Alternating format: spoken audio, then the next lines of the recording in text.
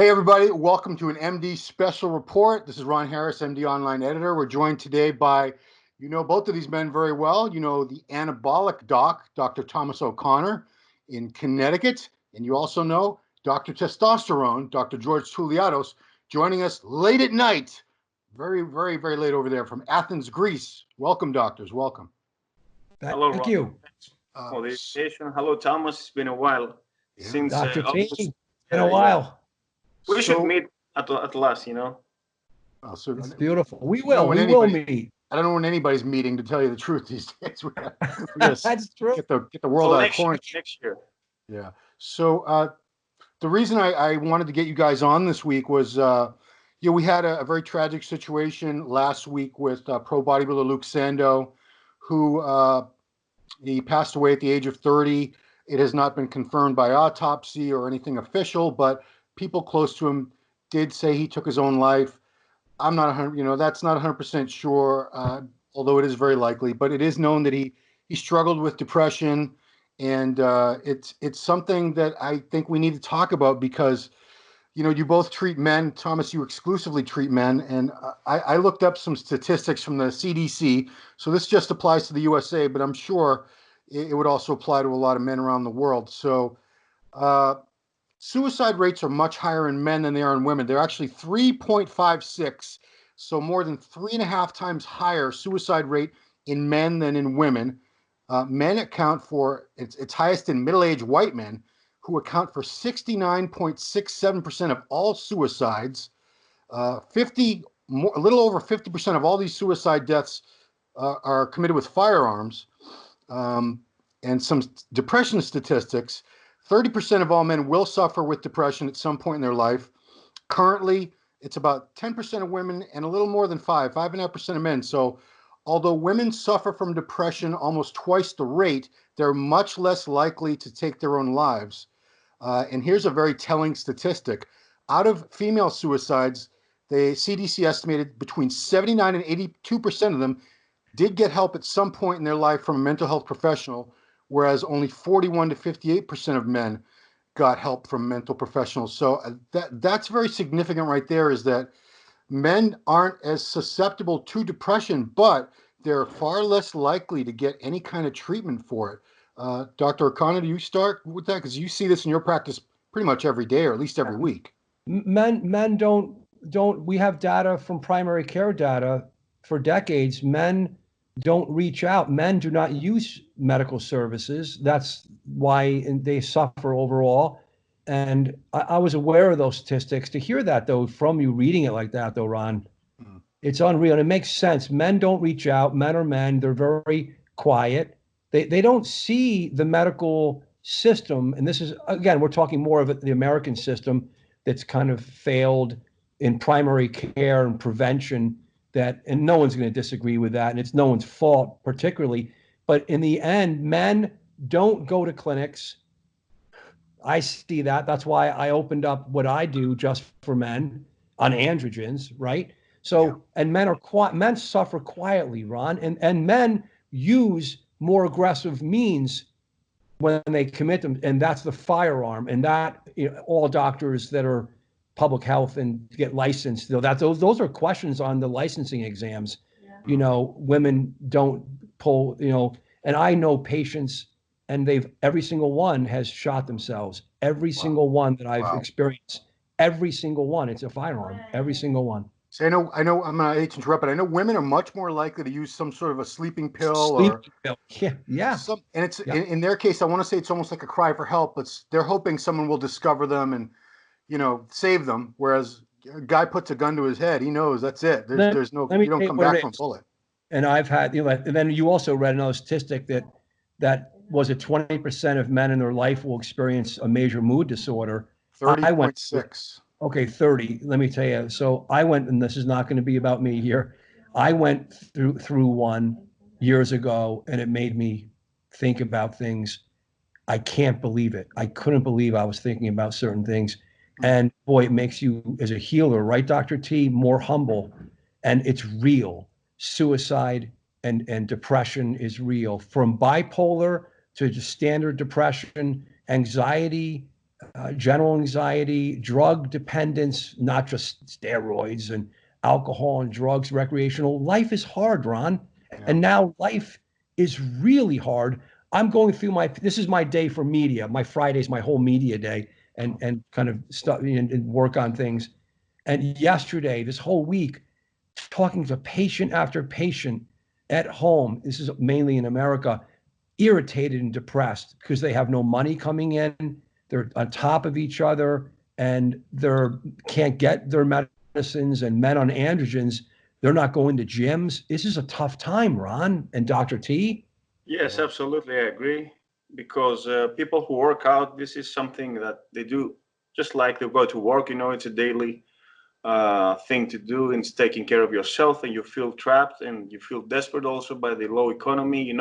I mean, the United States, I heard that they have now unemployment of 15%, something about 35 million Americans. Yeah. It's more than that. Isn't it more than that? I think we broke 20, I want to say. I think we're at like 21% now. And it's crazy since the depression of 1930. But when I visited the States on March, it was nothing like this, No, and it started declining, soon after the quarantine. I mean, it was less than a month, but everything collapsed worldwide.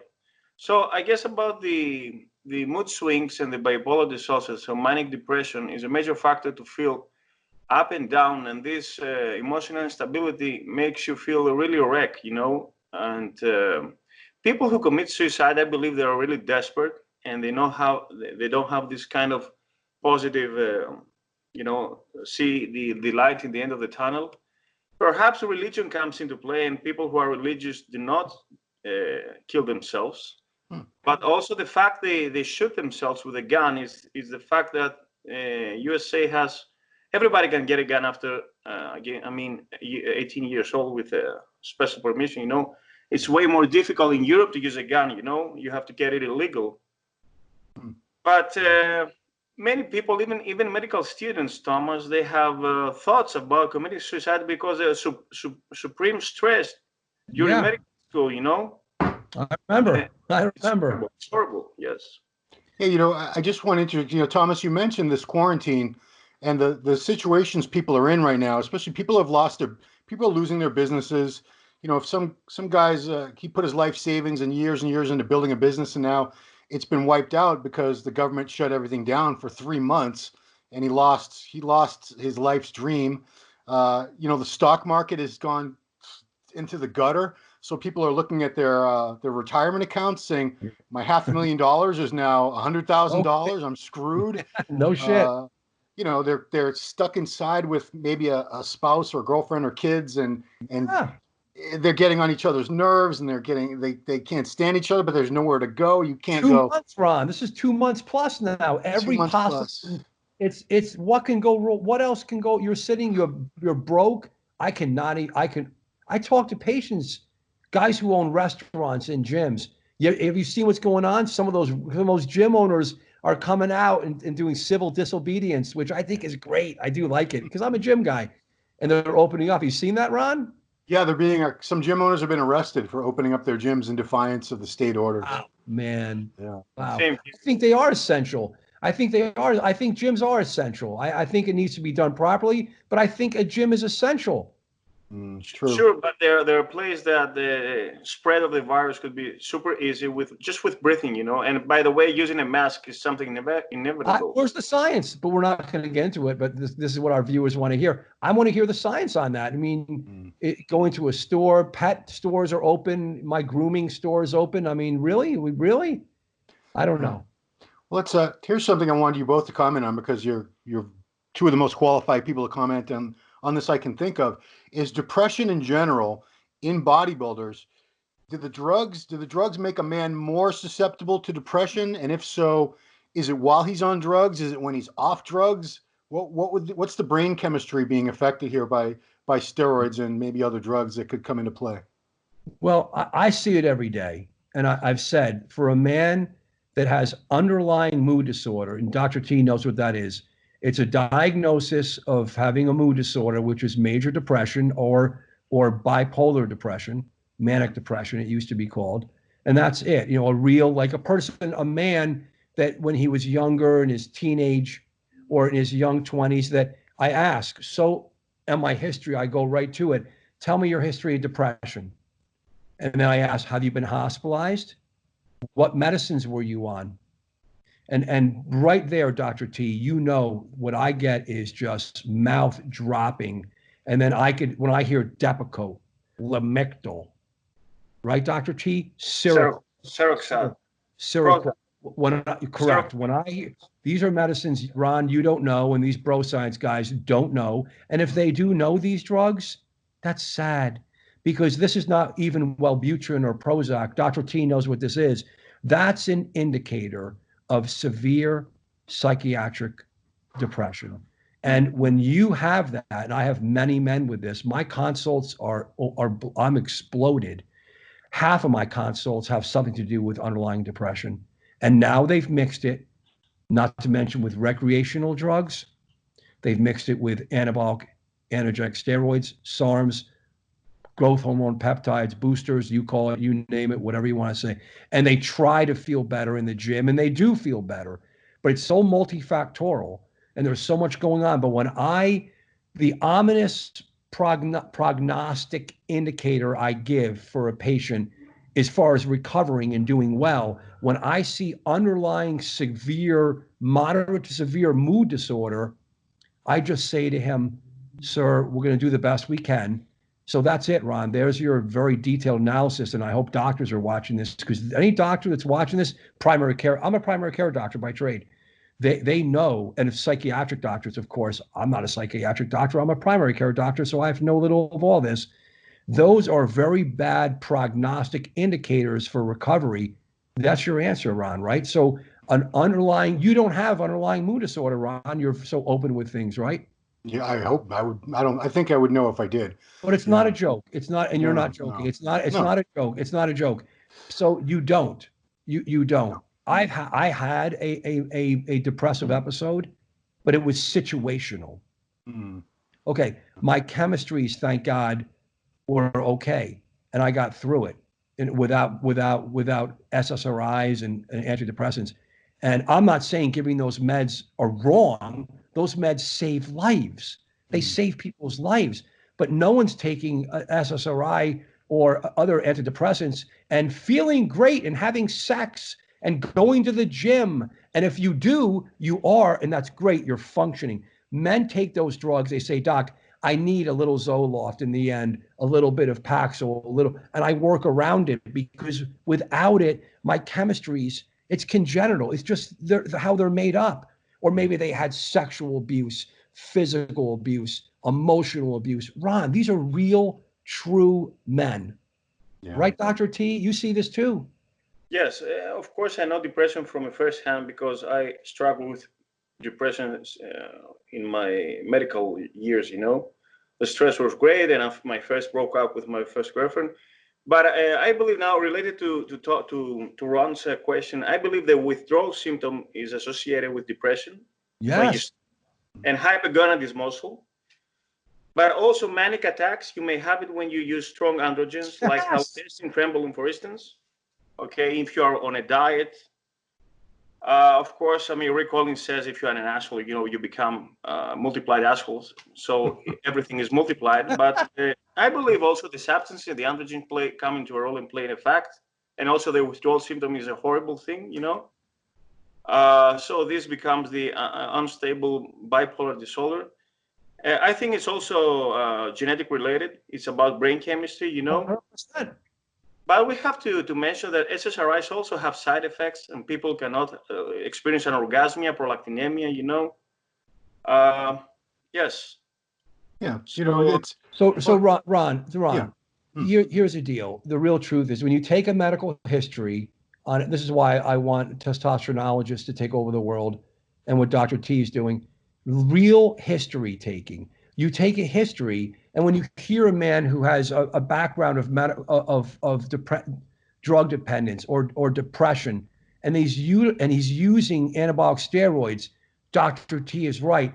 The withdrawal syndrome is going to be guaranteed to be worse because you're on top of an underlying mood disorder.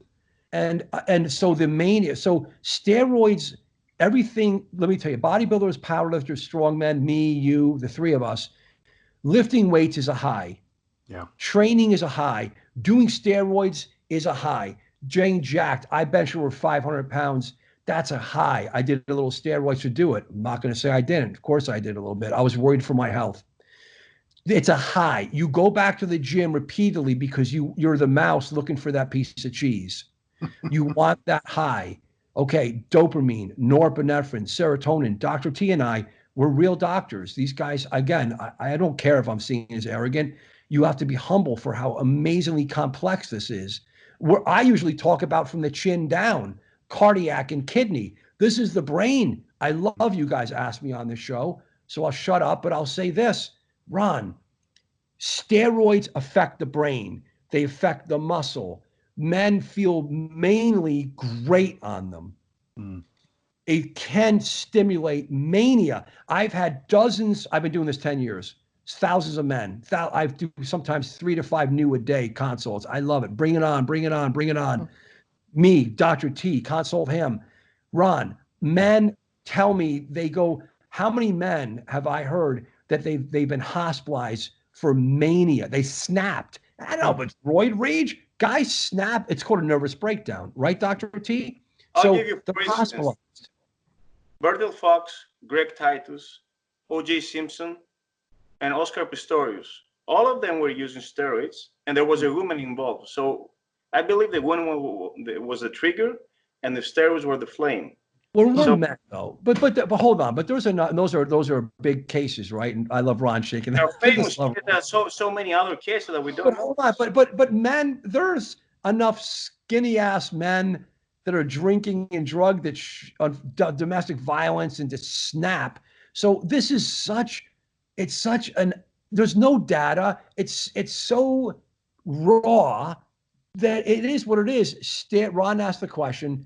I try to answer my questions, Ron, right? I'm trying to be my best. Sometimes. So men have underlying personalities, from a personality to a personality disorder to full-blown mood disorder. And Dr. T knows what that means.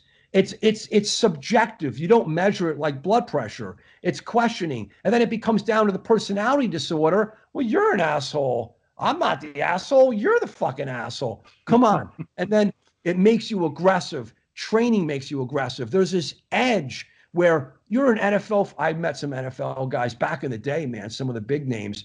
Those guys, you know how aggressive those fucking guys are? Those are naturally aggressive. They love to take drugs and get more aggressive. Every single guy in the field is a monster. That's success. That's success. So go in your gym and training hard, halo test and all this. You don't even need halo test. Go to your gym, nose torque, train hard, beastie, your legs, Ron, your legs, training. This is a high. This is a high. But the drugs, you leave, the music goes away. The sound goes away. You have an argument. You do something, you said something or did something you regret. No money's coming in. The moons line up. There's a handgun there, or maybe in this poor guy's case, a bunch of pills. And you're so angry you want to hurt yourself and show it to people. And there's one strike in that ball game. One strike. I've been involved with suicide people that have attempted and they've come back from attempts. Well, see, here's one thing I'd like you guys to just try to go over real quickly is the fact that we mentioned that men don't seek out help. It's because we're conditioned. It's about ego. We're men. Well, we're conditioned from an early age to be strong, and boys don't cry. You got to be tough. You don't talk about your feelings. You don't show your feelings. So you keep it inside and then suck it up. Whereas women get together and they'll get together and talk for hours about their feelings. Yes, exactly. They have daily brunches where all they do is talk about their feelings for 3 hours. Ron, you nailed it. And in my practice, I bring this out, and it's been digitally. We're sitting on Zoom, and men all over the world, and they're crying and telling me their stories. We have to open this up further, Dr. T. This is beautiful, these men, but it's only, in my opinion, it's man for man. It's only men. Men have to come out and tell to a safe, where they feel safe and they could talk. And there's so many things, Ron. This depression, this thing's not going to go away, this whole COVID. You know it's not going to go away overnight. There's going to be financial hurt. But you know something, Thomas, depression is something curable in psychiatry. It's not like psychosis, which is not curable. I agree. Okay. Cognitive behavior. Here's how we do it, Ron. The next I always put, right, Ron, your next question is, how do you treat it? Okay. See a doctor. That was my next question. So there's drugs. And then for all the listeners out there getting so freaking irritated, there's not just drugs. It's called cognitive behavioral therapy, right, Dr. T? CBT. Psychotherapy also helps a lot. That's psychotherapy. It's in this country, we say it's 2 + 2 is 5 synergy. You could potentially utilize some pharmacologic agents, SSRIs, non-SSRIs. You put it together, maybe get a psychiatrist or a doctor, a family doctor that's experienced. I've been through the experiences. You pick an agent, and then you don't forget the talk therapy. Correct. It's called, we call it we're general doctors, Dr. T, so we're not, it's called cognitive behavioral therapy, otherwise known as talking. Those are PhDs or social workers, Ron. So you talk, and I've seen it work. Now, I've been working in New York City and Hartford, Connecticut with regular people for almost 20 years. This is, you talk it, you recondition it, you train behavior, positive changes, positive. Why do you think people smoke cigarettes? You think they want to smoke cigarettes? Stress. By the way, my psychiatrist was against the using steroids, you know. When I told him that I started using them at age 26, he was very skeptical about it. And he told me that's going to enhance my mood issues. And he was right. It could. It's true. Well, because there's also some genetic predisposition about it. Other people get drugs, get steroids, and they're calm as a cat, you know. So it's not everybody that reacts the same. Ron, let's talk about that. Yeah. Some guys do steroids, cool as cucumbers, don't fly off the handle. They don't, and they feel good when the music is over. They maybe you, Ron, you go home and it's quiet at night and it's a bad day. Like everyone has a bad day or a bad time or something happened that wasn't your fault, but you're not in a good mood now about it. So you're sitting there and you're going, you're okay, because you know what? You're lucky. Your brain chemistry. You're just. People get so mad and angry at themselves. Why do I? It's your chemistry, man. But then you have other guys that are more aggressive and say, "Nah, you got to white knuckle that. You're a fucking." And those are the guys that potentially are in a bad place because they run out of ammo on them. You know, they run out of coping skills, and then there's the gun. And I'm an American over here, George. So I'm not a pro-gun guy, but I'm a guy that has firearms, and I think for better or worse, it's America, and we have that right. So, but I do understand that having that right, having the availability of those firearms, we're paying for it. Yeah. Thomas, do you believe that education and social status prevent you from getting into this? What's the question, George? Dr. T? Education and social status and being cultured. Big key.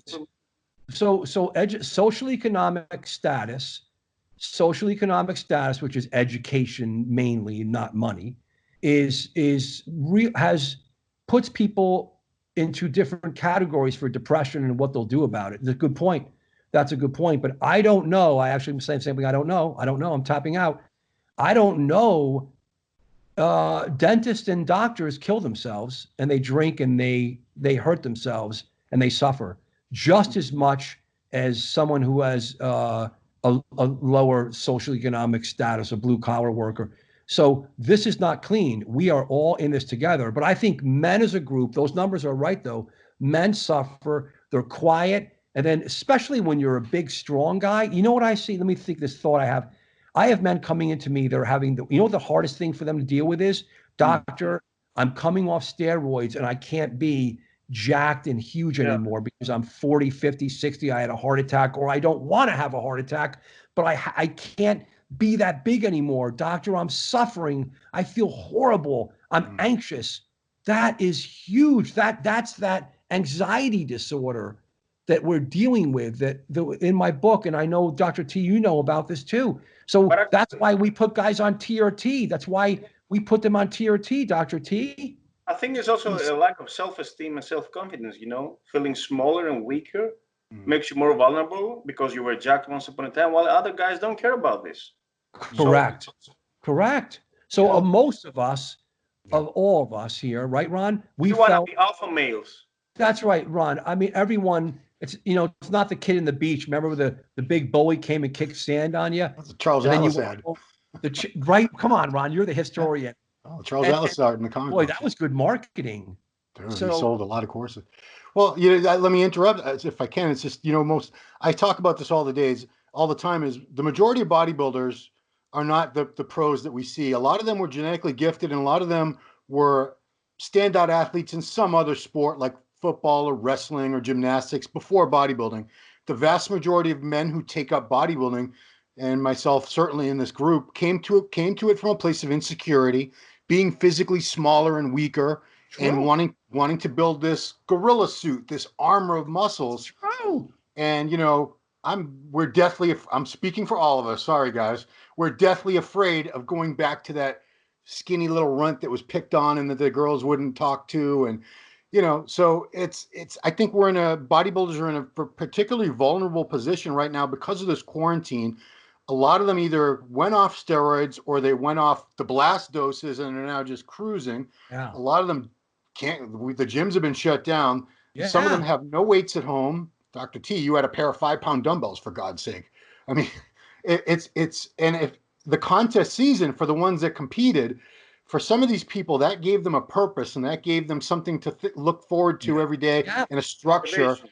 And they have nothing, people are speculating about Luke. Nobody knows what went on inside poor Luke's head, except for Luke. But, the contest season he didn't know if there were going to be any more shows this year at all. The gyms were shut down. He had built a little setup in his garage, but it's not the same as going to your favorite gym with all your favorite people and 1,000 pieces of equipment and the music. And imagine that high. I remember because I walk in the gym when I was benching big, and even though I like to train with guys who are a lot stronger, but remember walking in the gym, how does that feel? You're smelling the ammonia, you're hearing the plates, and then you're like, game on. That's a high. Yeah, adrenaline.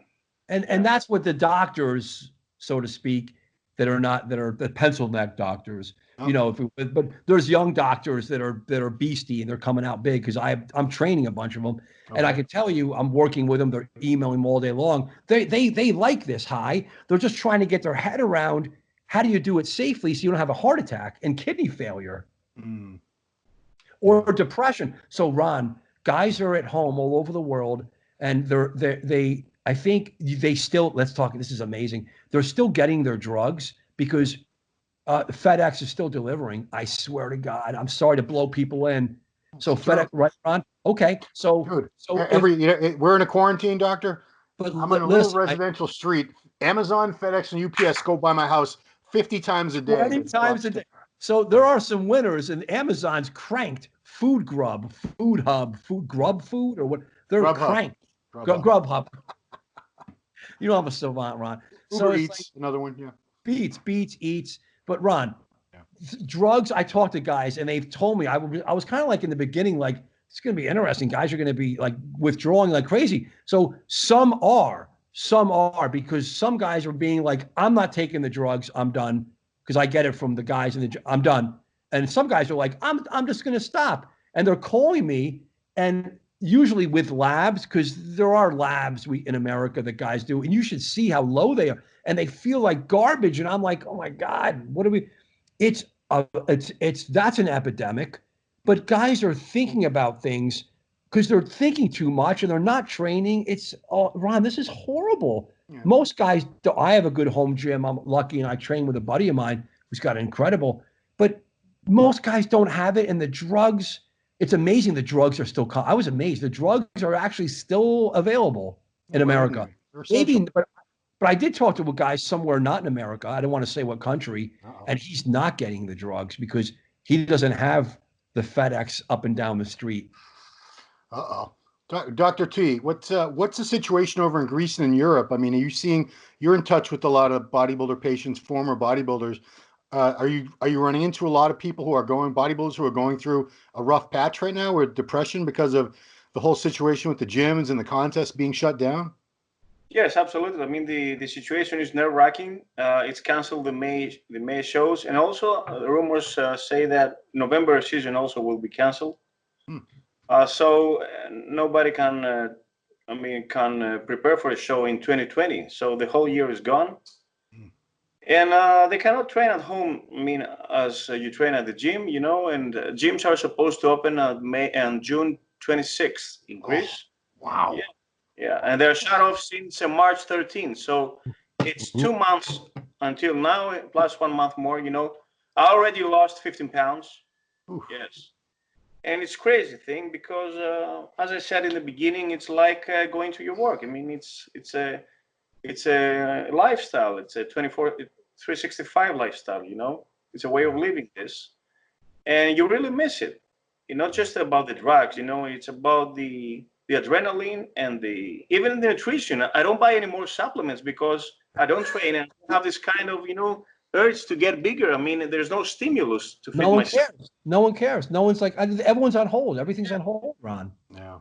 So, if you could both speak directly to the bodybuilders out there who are probably a lot of them are experiencing depression to one level or another.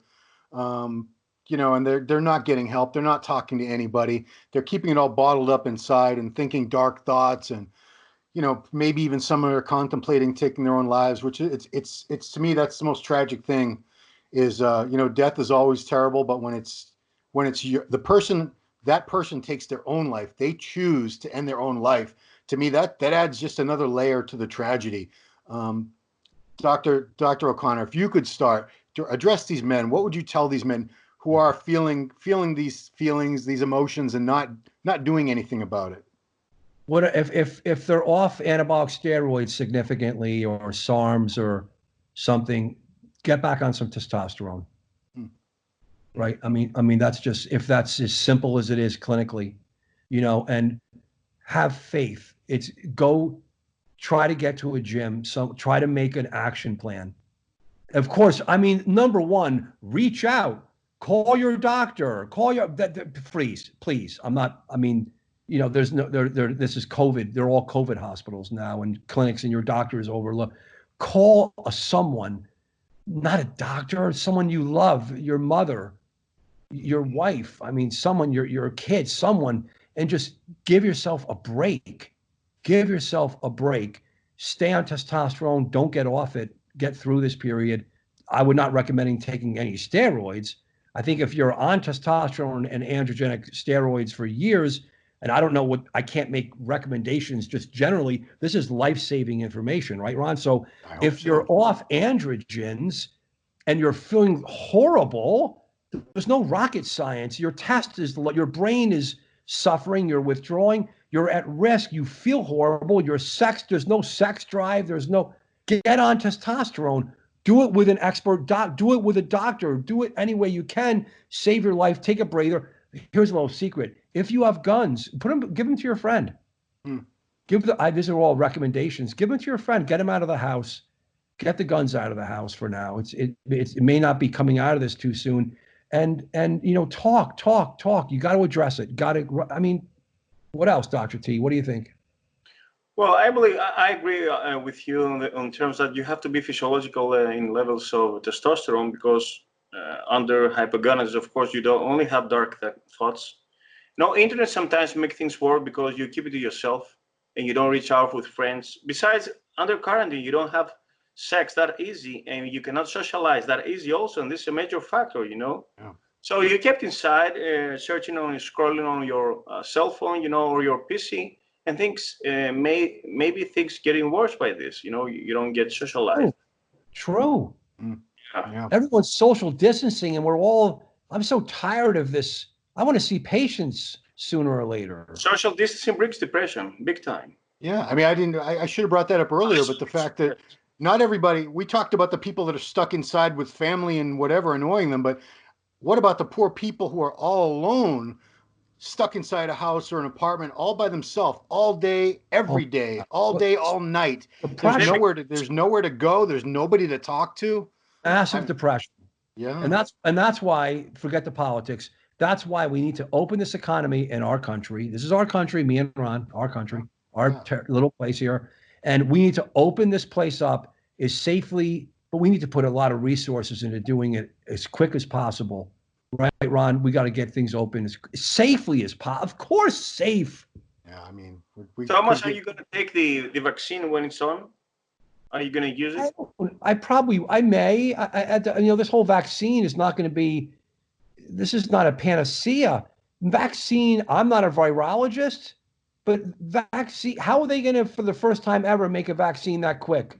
They're not. So, and it's going to be risky. And the flu vaccine, Dr. T, I'm taking the flu vaccine every October. The H1N1. It doesn't always work. We know that. That's been a finite science. Well, not a finite, but that's a regular science that's been going on for decades, and that's hit or miss. How is this thing gonna go? So they're doing it for sound bites and to stabilize the world. And you know what? Good. Let's stabilize the world. The truth of the matter is, this is a new tough deal, guys, because it may come back because this is going to be a mutational, virology. I'm in testosterone now. What the hell do I know about this stuff? It could actually. I'm sorry I'm interrupting you, but actually, low testosterone patients with low testosterone are more vulnerable to COVID.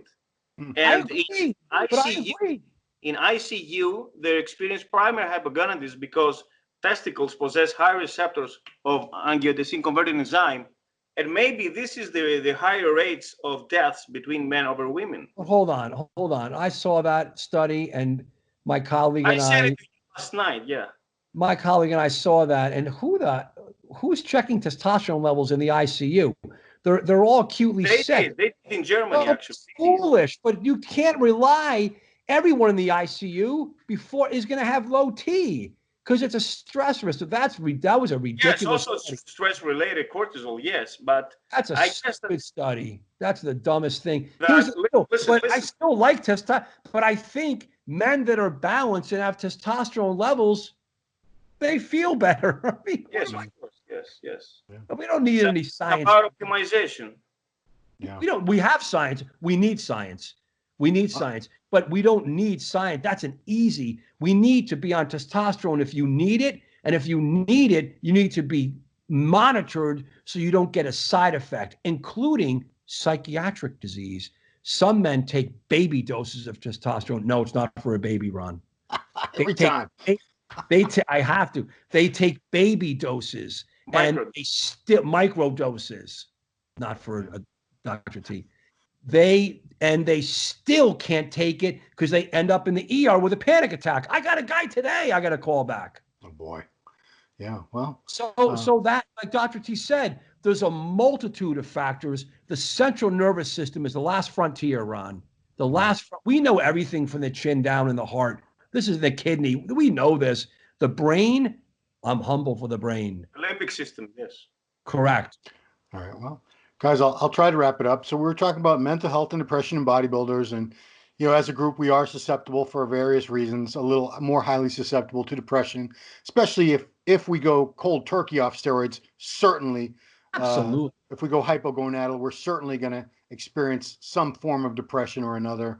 And just the situation that the bodybuilders of the world are all in, along with everybody else. But you take away the one thing that was giving them the endorphin rush, and the one thing that they had positive in their life to look forward to every day, that environment. Playground. Yeah, you take that away from these guys, and it's a bad situation. It's a recipe for disaster. Guys, train, man. I love all the posts, though. Everyone doing the home training and all this stuff, though. I'm doing the best you can. Yeah, well, I'll tell you, the bikini girls don't seem to have skipped a beat because they're still doing their booty band workouts and posting them on Instagram. And, I watch about 8 hours of that every day. So it keeps me entertained. But yeah, I mean, we're hoping everything opens up, the gyms, the economy, because this is it's not a mentally healthy situation for the world. It's a breeding ground for depression and drug abuse, alcohol abuse, domestic abuse. all the negative things that can befall a human being. This is not helping. Family, yes. Yeah. So guys, if you want to follow these doctors, please go to testosteronology.com. That's Dr. O'Connor's website. He also has a great YouTube channel called Anabolic Doc, releases great new videos every week. Dr. Touliatos has gtool.com, gtoul.com. He's also on Instagram and Facebook as Dr. George Touliatos. He's coming out with a new book. Is it out right now, George? Is it already out? Oh, training, nutrition, supplementation, yes. Okay. So, yeah. And, yeah, guys, thank you so much for taking the time, especially Dr. T. What is it? Wow, it's almost midnight over in Athens, Greece. Wow, it's late night. I don't even hear your cats. And we're gonna have let's talk about the big party we're gonna have this fall, hopefully, or summer. I don't know, somewhere, George. Olympia. Somewhere. I guess maybe next Arnold Classic. Yeah, the Olympia. The Olympia, maybe the Olympia. I mean, Olympia will be in the middle of December, huh? Yeah. It's weird. That's so weird, isn't it? Weird, Ron. It's just in time for Christmas and Hanukkah. I swear, it's right before Christmas. Yeah, it's bizarre, but yeah, just so you were talking about the contest season. Theoretically, they've been updating it constantly, and now the next pro show, which the Arnold Classic was the last one we had before all this nonsense. The next professional bodybuilding contest that's going to happen for open men is July 31st and August 1st. So Tampa. So we got almost the entire summer before we have any more contests. Amateur or professional. Well, amateur might start sooner, but yeah, this is a strange year. Very strange year for bodybuilding. And then, obviously for the world, this is a crazy, crazy year. So, doctors, thank you so much for joining me. And this is a very, very important topic to the men out there watching, whether you're a bodybuilder or you're not a bodybuilder. If you're suffering, don't suffer in silence. You don't have to. And, I'm not a counselor. I wish I had the right words so that I could put this in, but there is help out there. Things do get better. There's always hope. As long as you're alive, there's always some shred of hope. If you're dead, then all hope is gone. I don't get into religion and all that, but life is a gift, guys. Please get some help. That's all I want to say. Absolutely. Ron and Muscular Development, you guys keep cranking. And Steve Blackman, thank you. You guys are doing a great job digitally. Thank God for you guys. All right, doctors. Thank you so much, guys. Everyone around the world, thanks for watching, and we'll see you next time.